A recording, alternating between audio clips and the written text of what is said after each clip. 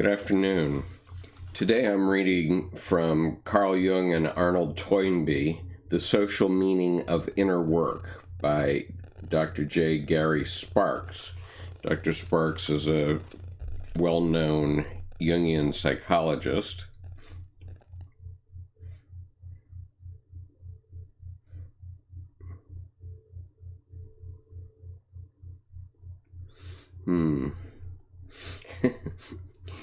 Okay, so this is a behind-the-scenes session, which means that there may be some mistakes and some asides that come up in the course of my reading. It turns out that J. Gary Sparks is not a PhD. He's a Bachelor of Science, a Master of Divinity, and a Master of Arts, and is a graduate of Bucknell University, the Pacific School of Religion in Berkeley, and the C.G. Jung Institute in Zurich, Switzerland. Dr. Sparks, it's interesting to note that even though I went to a fairly serious liberal arts college and majored in history, I don't remember reading a single thing by Arnold Toynbee. I do remember his name being mentioned. I'm even wearing my Hamilton College t-shirt today. But anyway, a couple of things that Gary Sparks says on the dust cover. C.G. Jung was arguably the most visionary psychologist of the 20th century, and A.J. Toynbee the most celebrated historian of his generation. This book explores what they have in common. The convergence of their understanding is not well known, though its pertinence to civilized life is, to my mind, utterly indispensable. So I'm going to pick and choose some portions of this to read, and since I guess I need to turn off my cell phone so I don't keep getting these messages. So I apologize for this being a behind-the-scenes session, which I later intend to edit. But anyway, I'm going to be reading from Carl Jung and Arnold Toynbee, The Social Meaning of Inner Work by J. Gary Sparks, and it's published by Inner City Books, and I'm reading it by permission.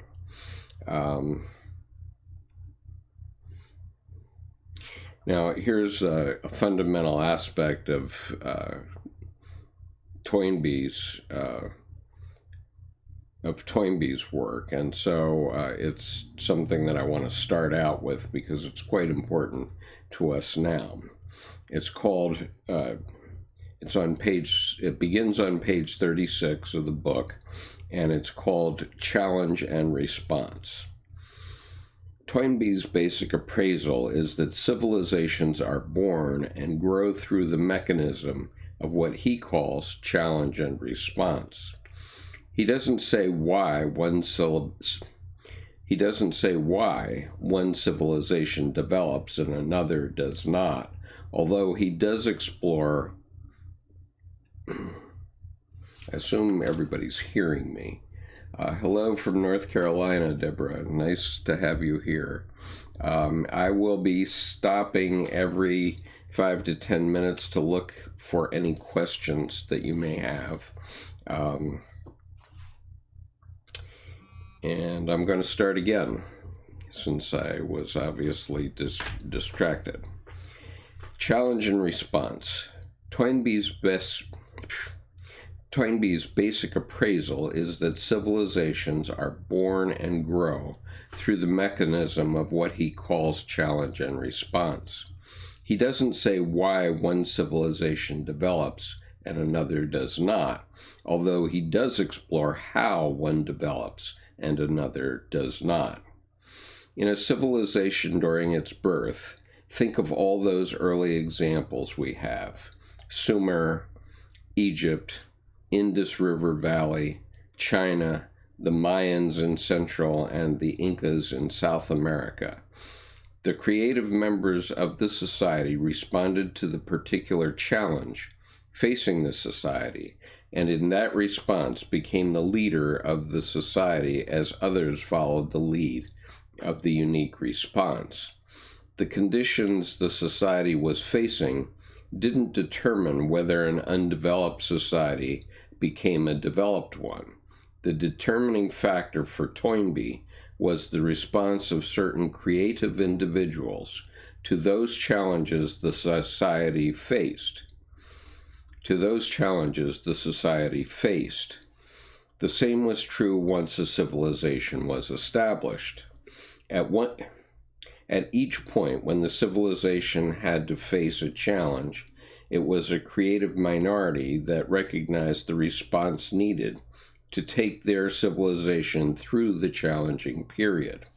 When that happened, and when that response became contagious throughout the civilization, the members of the society followed the creatively responding leader or leaders, and the period of growth was sustained as problems were addressed.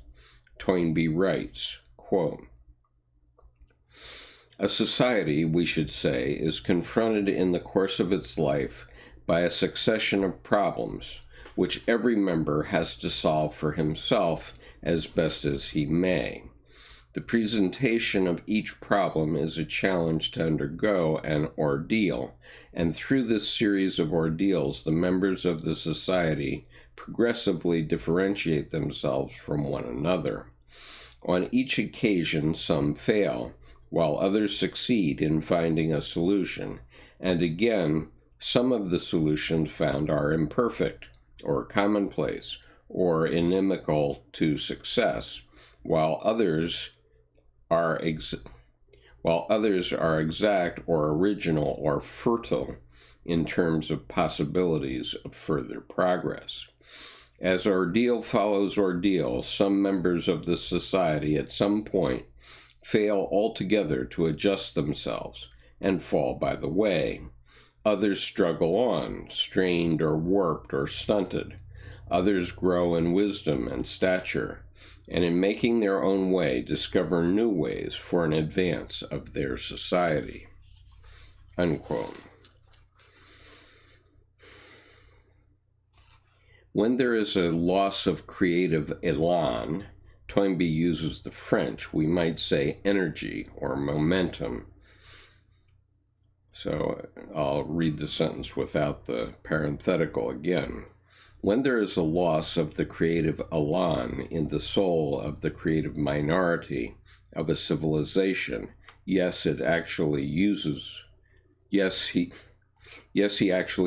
the word soul, or when the responses coming from the soul of the creative minority are not received by society in general, then the civilization is in trouble. An additional detail to challenge and response in terms of his use of the word élan is significant.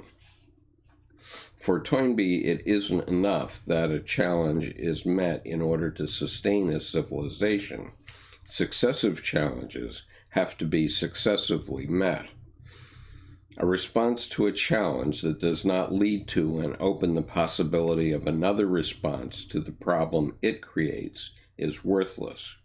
Each response will, in time, create another problem, another challenge, and if the initial response is such that the challenge it in turn creates cannot be met, then that initial response is not in the service of growth, but in fact in the service of decline.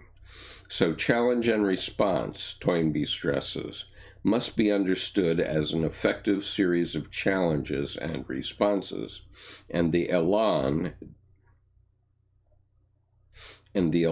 to sustain this series must be present.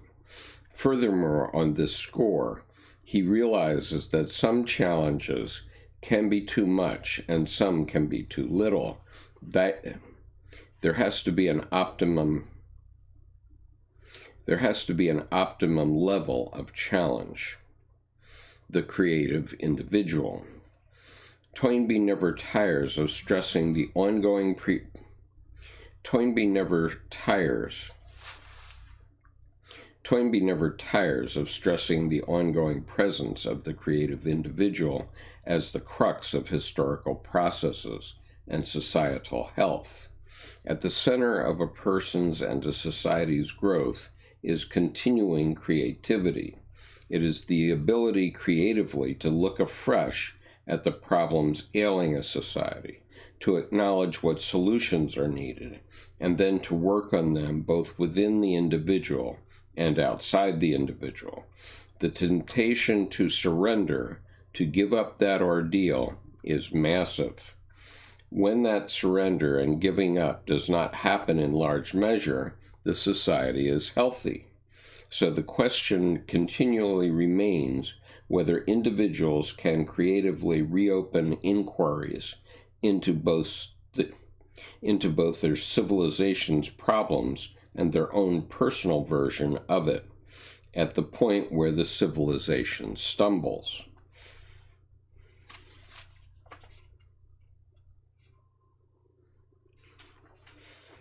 Responses, Toynbee notes, are creative and can be considered as a manifestation of growth if the action of the response tends to shift from the field if the action of the response tends to shift from the field of the external environment to the fore interior of the growing personality or the growing civilization. Sit with that for a moment. For Toynbee, when a civilization faces a problem, the creative person in a healthy civilization, whose work or voice signals the path for the civilization to take, first finds what is wrong with the civilization within him or herself. The words for interior, I'm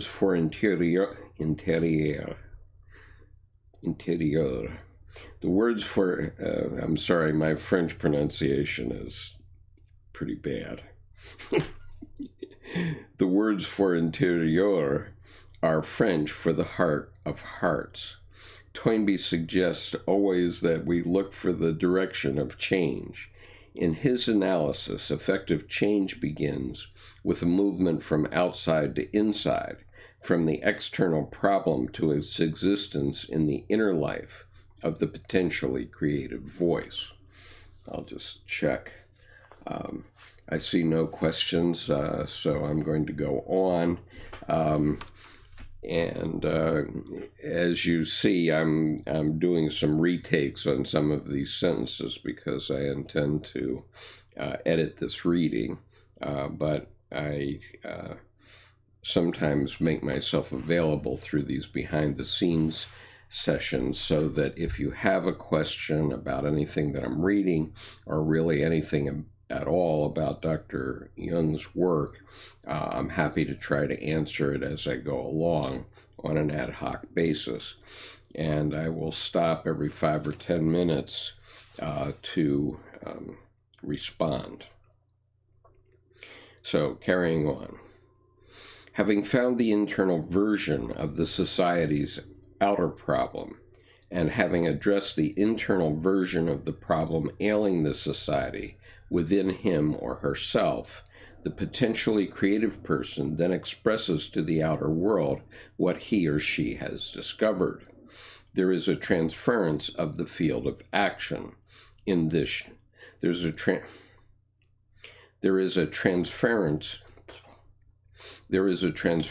of the field of action in this shift. The objective social issue is first met within. What the individual has learned about the solution of the problem on a personal level can then be extrapolated to the solution of the problem on a more general, societal, external level. Meaningful, lasting social change begins in consonance with the change in the individual, because the truth that has been proposed for the society has found accord in the living reality of a human life. Toynbee comments, It is through the inward development of personality that individual human beings are able to perform those creative acts in their outward field of action.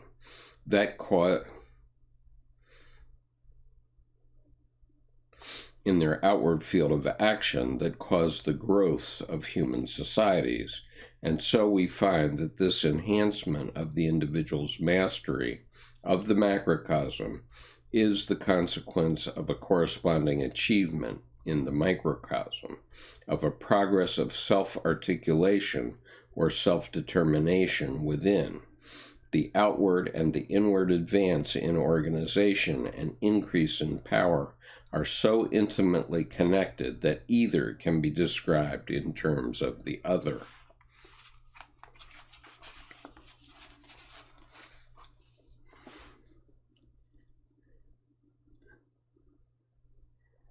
Here Toynbee has developed his case by introducing the words microcosm and macrocosm. When a society needs to solve a problem, the creative individual and future leader solve within the microcosm of themselves the problem that the society is facing in the macrocosm. By virtue of the person's inner solving in the microcosm what troubles the society in the macrocosm, the creative person is in a position to educate the society. In this formulation, Toynbee has simply provided his discussion with another useful set of terms. In this formulation, Toynbee has simply provided his discussion with another useful set of terms. The interface between microcosm and macrocosm, as Toynbee expresses it, is where Jungian psychology can take particular note. Think of our pressing social problems: education, pollution, crime, income disparity, healthcare, decaying cities, crumbling infrastructure, race relations, human rights. These are challenges that we are not meeting successfully. In order to meet them, in Toynbee's understanding, there has to be a transfer of the field of action. Before we can address a problem outwardly in the macrocosm, we have to address the inward attitudes in the microcosm that are reflected in the outer problem. We have to begin with the attitudes of ourselves.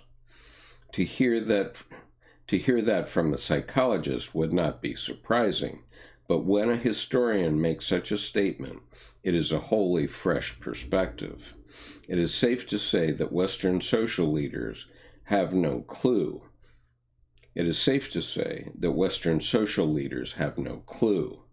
They only solve outer problems, if that. For example, if civic leaders could say, "What is the ghetto in me?" I believe they would have a different effect than attacking the problem merely on the outside. The inner ghetto shows up in people's dreams all the time, so this is not merely a wistful statement.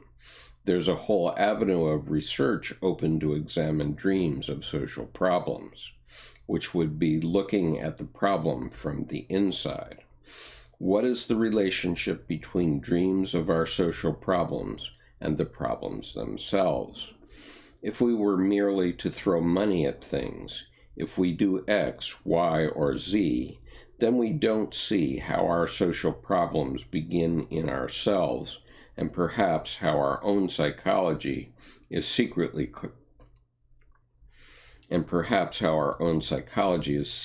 creating the very problems we think we are addressing.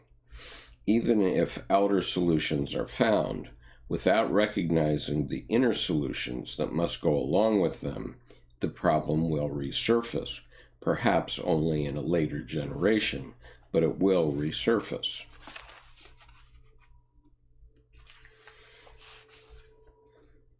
It is not an either-or. For change to endure, there has to be a necessary confluence of inner as well as outer change. Toynbee, the student of history and social dilemmas, always brings us back to the personality's inward psychic experience. A term he is particularly fond of is etherealization, by which he means a progressive change of emphasis and transfer of energy and shifting of the scene of action from the outside to the inside. It is the inner focus on outer problems Toynbee considers so important. For Jungian work, we ask how the outer challenge shows up in our dreams and what that means for us as individuals. The awareness of the problem moves from the outer to the inner, from the objective society to the subjective dream world. Okay, I'm going to stop reading that segment right there. And I'm going to go back to describe Arnold Toynbee a little bit. If you're a subscriber to this channel, and I hope you will, be a subscriber. If you're not, you'll already know quite a bit about Dr. Jung and Jungian psychology. So I'm giving some background here on Arnold Toynbee. And I'm reading from Carl Jung and Arnold Toynbee, The Social Meaning of Inner Work by J. Gary Sparks, published by Inner City Books. Toynbee's Life and Times, Foundations. And by the way, Toynbee wrote a 12-volume study of history with this psychological thinking in mind. This is the abbreviated form of the 12 volumes, which I managed to get on Amazon from a used bookseller. And there are a few more copies from used booksellers. I ordered it, got it, and it has sat on my shelf ever since because I mostly focus on Dr. Jung's work, as you know. But I do think that this is very important to understand because, I was a history major, and basically all I learned was dates and events that occurred on dates and maybe some very basic ideas about why a war happened or something, or what were the results of a war. But I never understood that there's a flow through history of psychological events which we all need to look at. And Toynbee did do that in his 12-volume work and in the abbreviations of it. But none of us, or very few of us, have read it. And hello, Michelle, how are you? Nice to see you from Tennessee. Okay, so now I'm going to read about Arnold Toynbee a little bit. Toynbee's Life and Times, Foundations. Arnold J. Toynbee lived in England throughout the war years. In 1914, he experienced the first monumental event that shaped his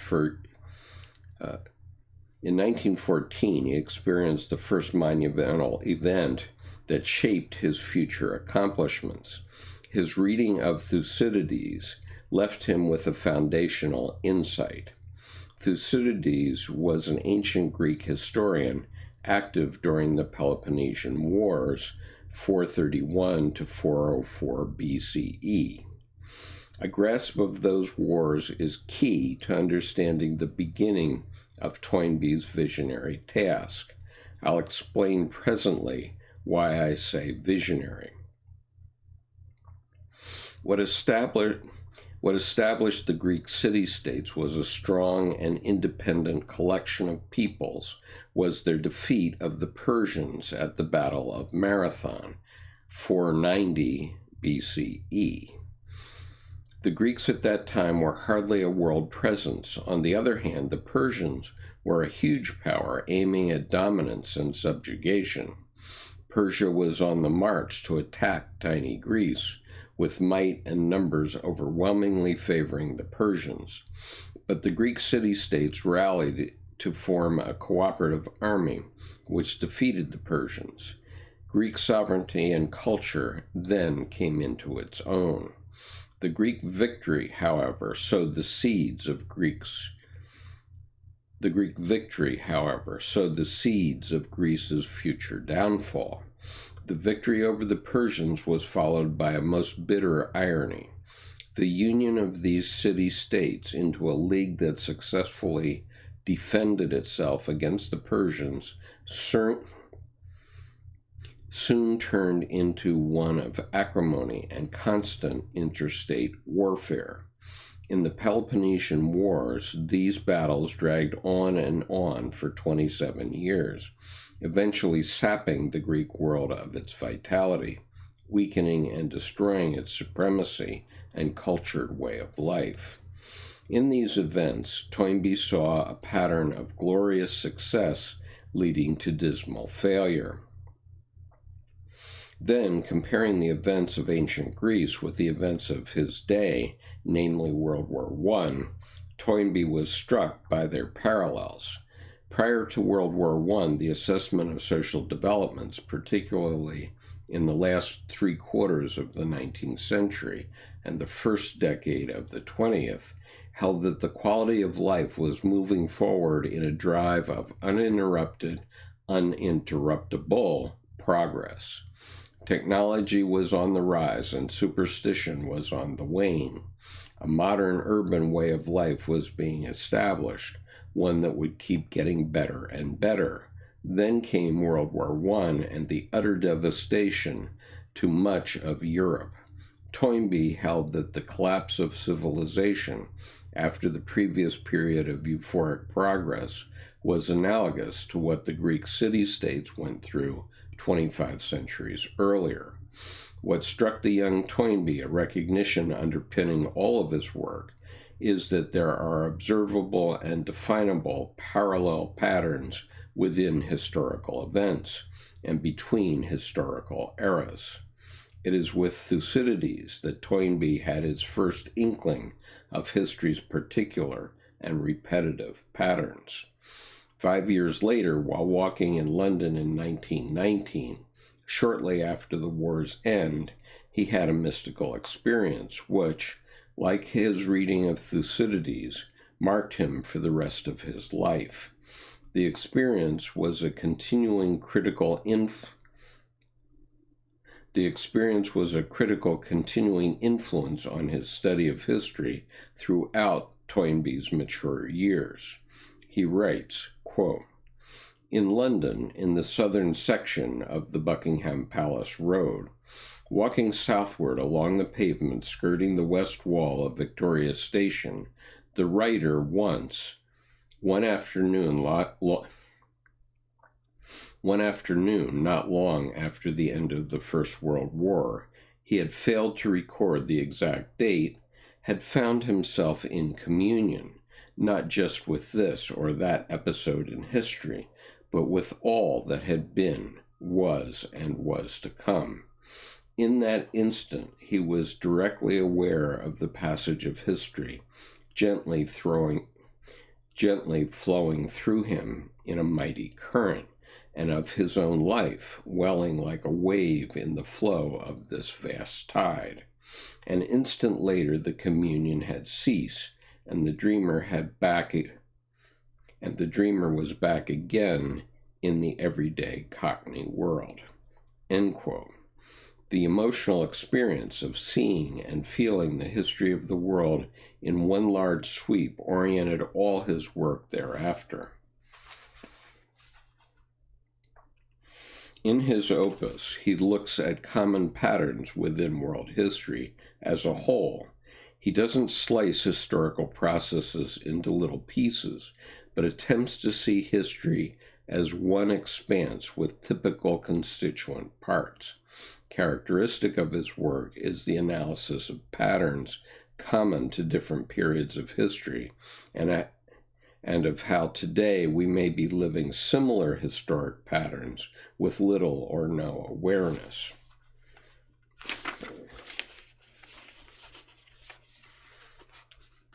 Okay, I'm going to skip ahead to another section, but before I do that, I'll look over and see if I have any comments or questions. One thing I would bring to your attention, because this experience that he had is what Dr. Edward Edinger called an encounter with the greater personality.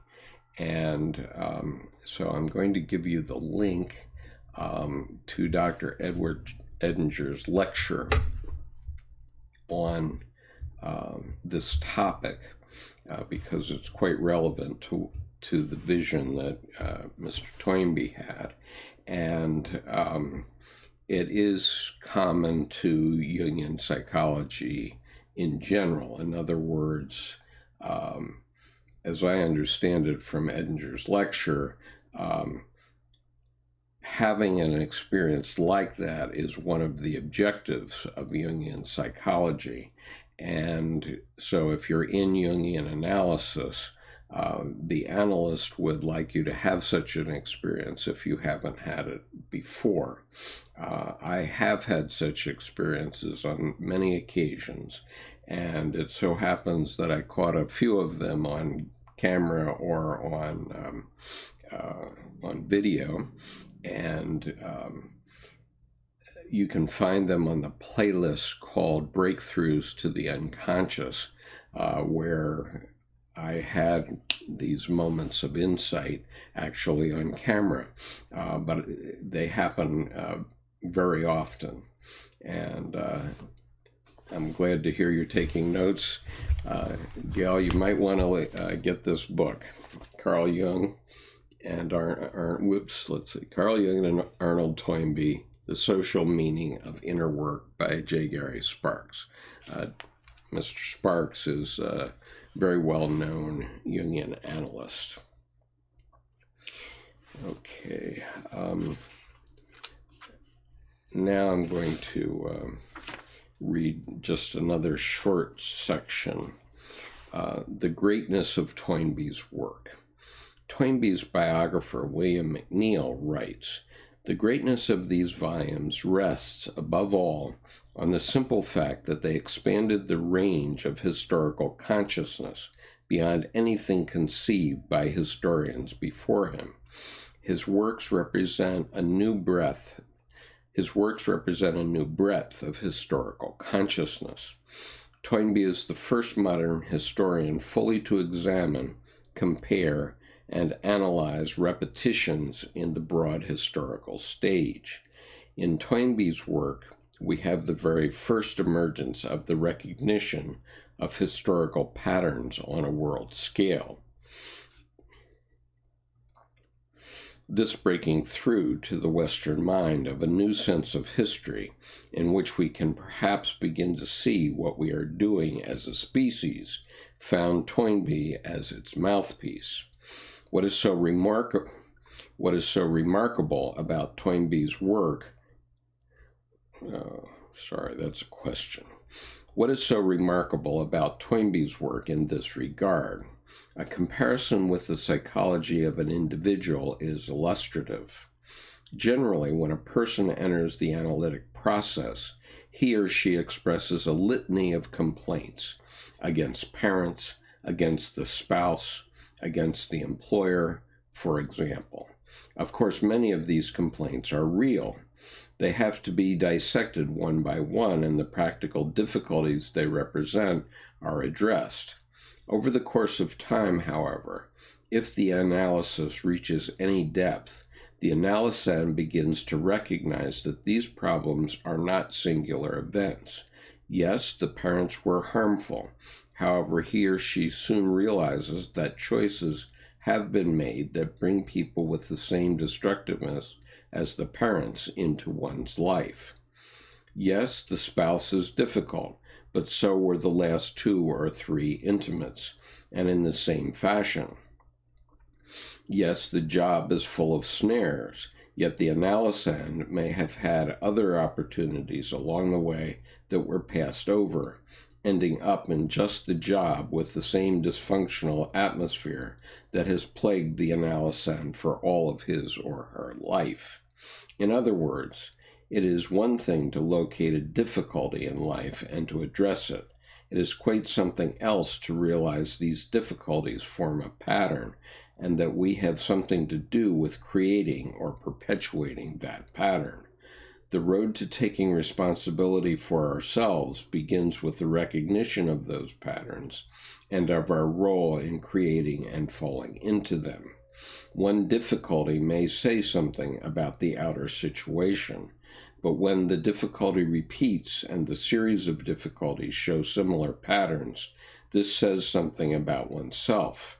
In psychology, that recognition is a milestone in the ability to change and make different choices. I see Toynbee's recognition of the patterns of history in the same light. As McNeill notes, Toynbee's work extends the consciousness of historical understanding beyond anything that existed before his time. First, in that Toynbee attempts to compare historical events at all, and second, that he has the breadth of vision to compare on such a large scale. Comparison points out patterns as recognition of personal patterns on the individual level. As recognition of personal patterns on the individual level signals a shift to the kind of understanding that can change a person's life, why wouldn't a recognition of historical patterns signal a shift to the kind of understanding that can change a community's life? When an individual sees his or her patterns, one can begin to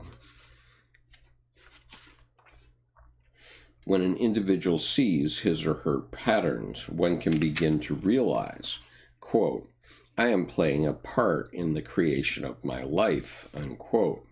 When historical consciousness sees patterns of history, the chance is there to begin to say, quote, we human beings are creating history.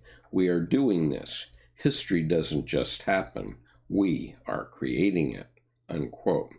This dissolves the unconsciousness that gives disasters in history their compulsive force, paving the way for the realization, quote, we are doing this to ourselves, unquote.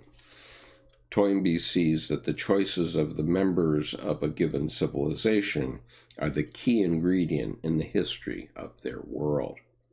The affinity between Toynbee's work and the psychological standpoint is obvious. It is this unique viewpoint among historians identifying patterns in history which meshes with Jungian individual psychology regarding patterns of behavior. So that is what I wanted to read today. I'm going to go back and find those.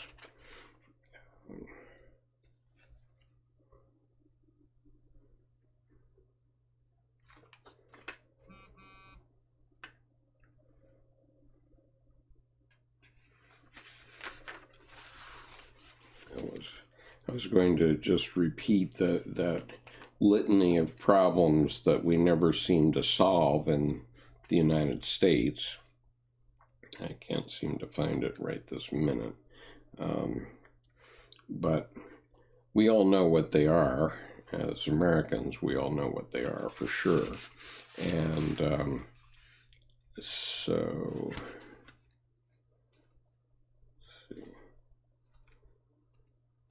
So anyway, whatever our problems are in the United States, we can all look at them and then ask ourselves how we somehow contribute to them. I guess that would be the answer. Now, I want to invite you, if you don't know about it before this, to join our advanced reading group if you have interest. I am running a graduate level seminar on Thursdays at 1:30 for the advanced reading group. I've put on this ticker on the screen the details about it. I'm asking for a contribution of $10 a month to participate. I've already done one of these seminars, and that is free on the channel, which is Carl Jung Depth Psychology Reading Group. And that seminar is on the topic of Dr. Jung's book, Answer to Job. And that is currently available for free on the YouTube channel. I'm currently working with ION, researches into phenomenology of the self. And we only began last Thursday. We covered the introduction of the book, and we'll begin chapter 1 this Thursday at 1:30, which is on the ego. I'm recording these sessions, and so if you miss a session, including if you missed last week's session, you're welcome to join us at that on Thursday, and you can also catch up on what's been said previously.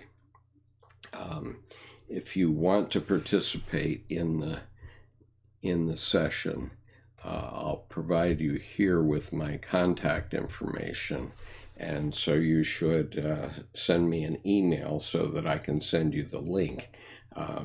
The Advanced Reading Group session is done on Zoom, not on YouTube, and though the videos of those sessions will not be made available on this YouTube channel. They're going to be held privately for the members of the Advanced Reading Group.